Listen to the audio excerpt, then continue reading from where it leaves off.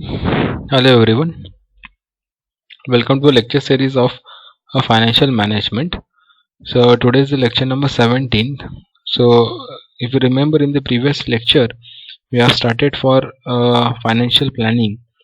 So by taking a very few examples of day-to-day life of a financial planning and how this day-to-day life of a financial planning examples, how it is applicable to any business organization, to run any business organization, so that we are correlating.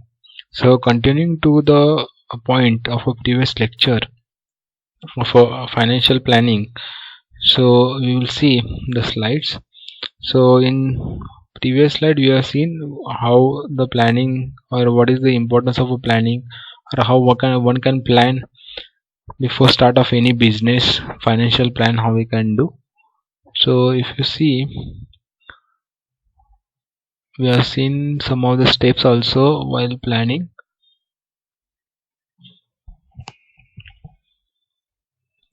Now if you see, a regular, if you see in this planning, very first important thing is what a regular budget preparation is.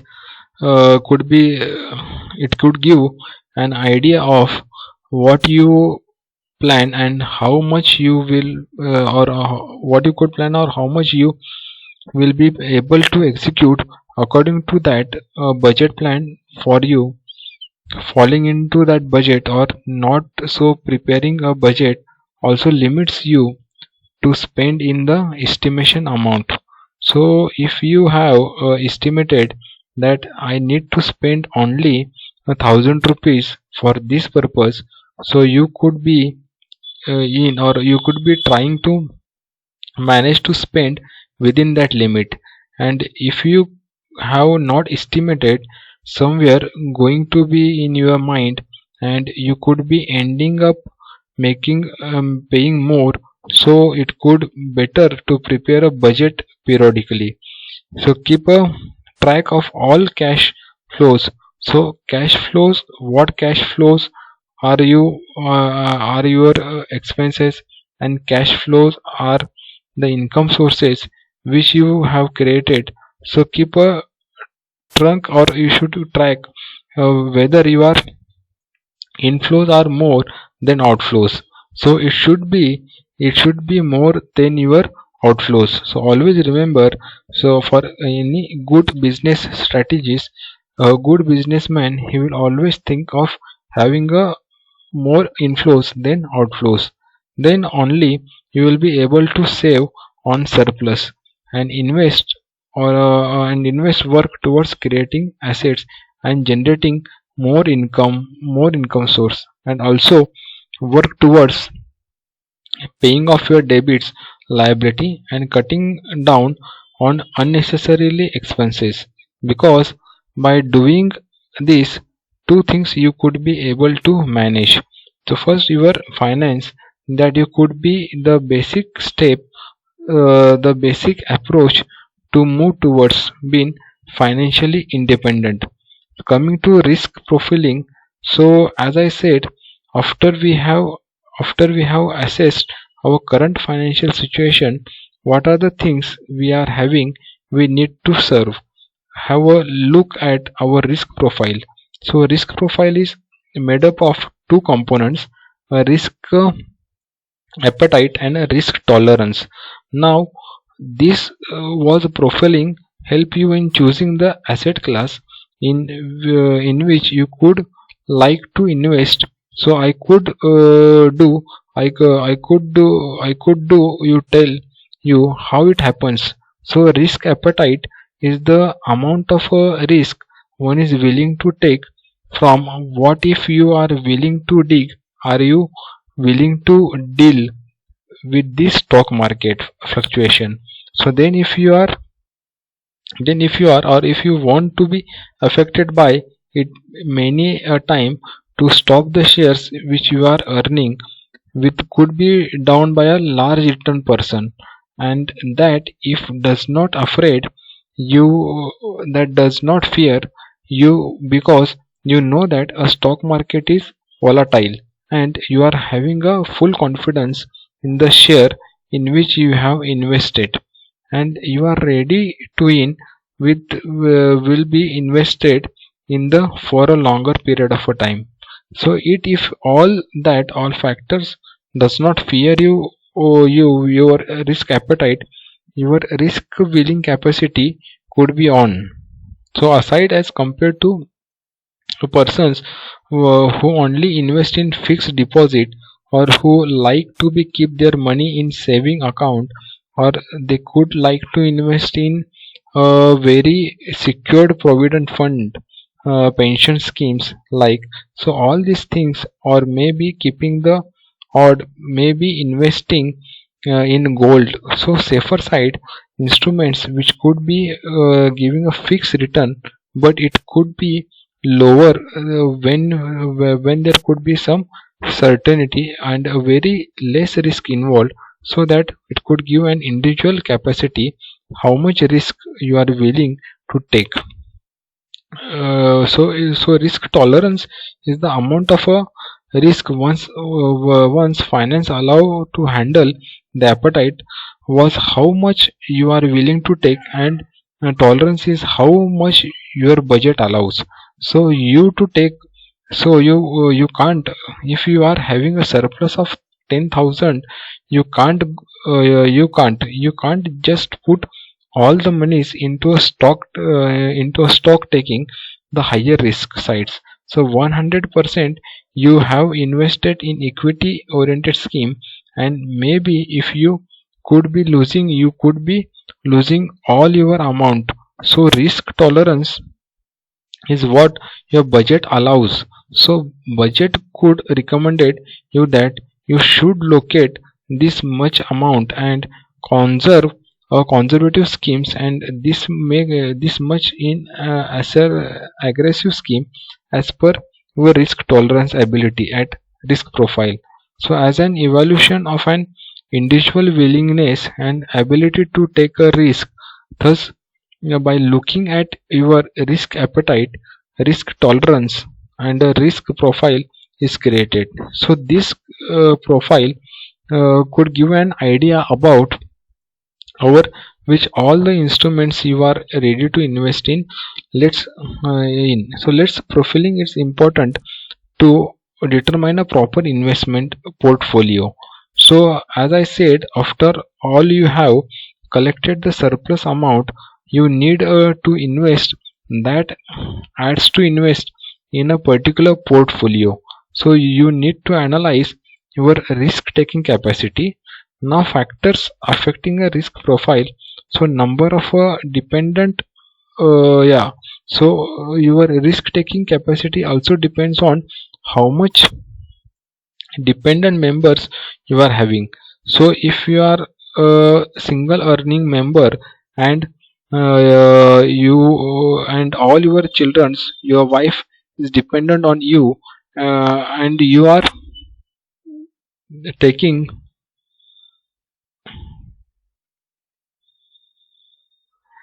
taking so we have taken one example that if you are a very single earning member, and all of your children and your wife is dependent on you, or maybe on a safer side, and you could be taking a little rest because you are having their responsibilities. So you cannot end up taking higher risk. If you, and the fear of losing all the amount, it could affect your family. So it also risk profile also depends on number of dependent member in the same curve. In the same way, if let's think of another condition in which you and your wife both are earning, so your risk taking about ability could be a little on higher side, because even if one's money is little disturbed, but other member money is there to handle the family needs and wants. Thus the number of dependent affect your risk taking ability capacity, the number of earning members, as well as I said a certain liabilities, how much loan you are having and how much debit you need to pay.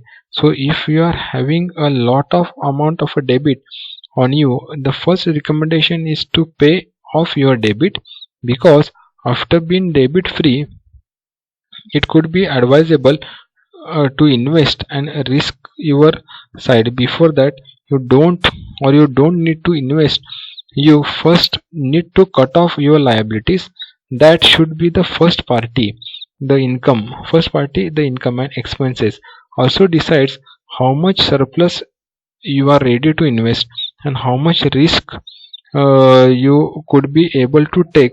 So if your income is high, you could be on a higher side of taking a risk and investing in equity oriented firms to generate a higher returns. The financial goal, so what all the goals you wanted to achieve and in what time period. So if you are having a smaller time period, like in for example 3 years of a time, so I want to buy my own house, that could be require a large amount of money. So 3 years time period is quite less, and the corpus required is quite high. So you need to invest in those funds, in those asset classes where you could be able to generate a higher and get a more amount of money. So other than that, if you are investing in real estate, so that could be a liquid fund. So it do you know that investing investing in real estate could take your money for a certain period of a time. It could be a very convenient to sell off and get the money. So if you are investing and you that day, there should be a liquidity maintained, as and when you required you get out the money. So far, so for that, the reason one should not invest in real estate, it should be invested in real estate should be appreciated over a period of a time, because the land value could be growing exponentially. So that should be for capital appreciation, wealth creation over a period of a time. Then your risk and return, risk taking capacity and return expected, these all are the factors that affects your risk profiling. So on the basis of risk profiling, and the individual could be categorized as a secure, conservative, moderate growth, and aggressive. So secure individual are the individuals who wanted to be on a very safer side, and they don't want any risk in their investment amount. So that could be investing 100% of their 100% of their investor bill surplus in debit credit category and zero in equity. So they could be expecting a return of about 6% over a time. Conservative are the individual so who are lured or who are ready to take a little risk but not much. So they could be investing 8% in debit and 20% in equity. So it could be giving about and expect a return of 8%. The moderate individual are who are ready to take a balanced risk. So are they could be investing 50% in 880 and 50% in debit and could be expecting a return of 10% growth. Are the individual who are ready to take risk at the higher side of risk. So risk, so that could be investing 80% in equity and to an percent to any percent in debit. Thus they could be expecting here to turn off 12% aggressive. Are the individuals who are totally it was oriented, who always wanted to play in a share market, who wanted to be on a higher side of a risk to gain a maximum profit. So they could be ready to take losses as well as on same condition they could be allocating a 100% in equity and 0% in debit. So as they could be expecting a return of more than 15% at taking such higher risk. So coming to asset class, so we have to decide what could be according to risk profile, or what kind of an individual you could be, and how much person you should allocate in what instrument. So what all could be asset classes: equity, debit, metal like gold, silver, you can invest in that, as well as real estate. You can invest in land, and appreciation could give you a good trade of right of commodity market. You could invest private equity or add. So private equity, generally you are investing in a business and his startup. So for those people who are and who have accumulated a large amount of wealth, they could invest in startups, and after startup could grow, they could be earning return out of its investing in art. And this is not much popular in our country. So yeah, it's all an asset class, and many people invest in it. For asset allocation, according to your investment objective, what could be a suitable investment. So if your investment objectives is of growing your fund capital appreciation, you should mostly invest in equity shares, so equity mutual funds, severely state small cap fund. So these all are the other than really state equity and small cap funds are riskier avenues, and as you could be generating higher rate of return over a period of a time. And if you are not sure about to share market, you must not do you must not invest before you are getting the knowledge of it.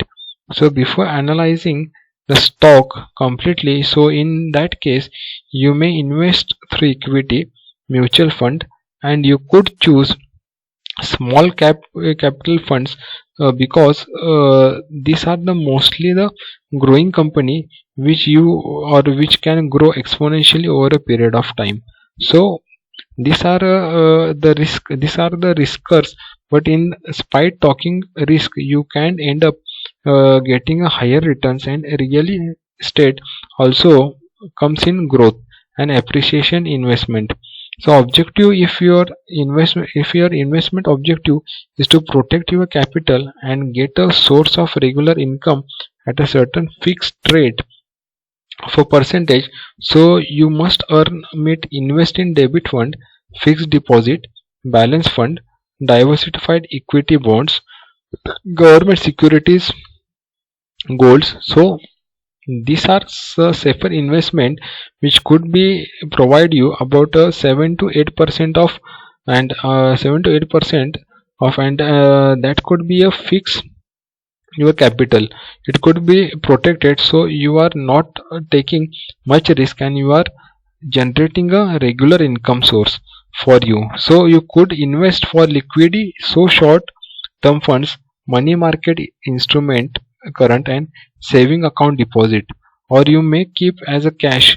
So if your aim is to build a emergency fund, because anytime any medical emergency comes in, and anytime you could be requiring capital in cash. So maybe you are running a business and there is a working capital requirement for day-to-day operational activities. You must invest in short-term fund money market instrument. So keeping it as a cash is not really recommended. You should keep in a very limited amount if it is very much needed, but other than that you can invest in these avenues, because these are generally from 1 days to 1 days to 30 days. It will be not it will not end up long and for a longer time. Then if you want to save on taxes, you could invest in funds like for example ELSS, mutual fund, provident funds, or some insurance plan and national pension scheme. So over these funds could provide your tax deduction under section 80C, so which could be about 1.50 or 1.50 lakh tax gain or tax saving on your investment.